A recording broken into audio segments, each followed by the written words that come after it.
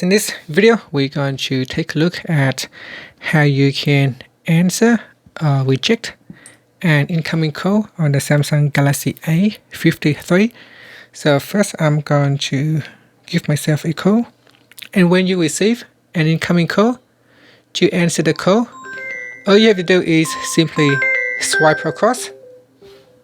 So swipe across like this. That will allow you to answer the incoming call. And to end the call, simply tap on the red button here. That will allow you to end the call. And to reject an incoming call, all you have to do is simply slide across on the red button. So swipe across like that, or you can swipe upwards, and that will allow you to reject the call.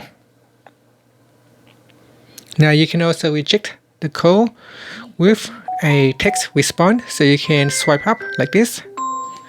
And then you can tap on one of the texts. So please text me later, or I'll call you back. And this will allow you to reject the call. You can also select remind me in 1 hour time. And then simply select a text to reject the call. And that's it. Finally, you can tap on the home button to go back to the home screen. Thank you for watching this video. Please subscribe to my channel for more videos.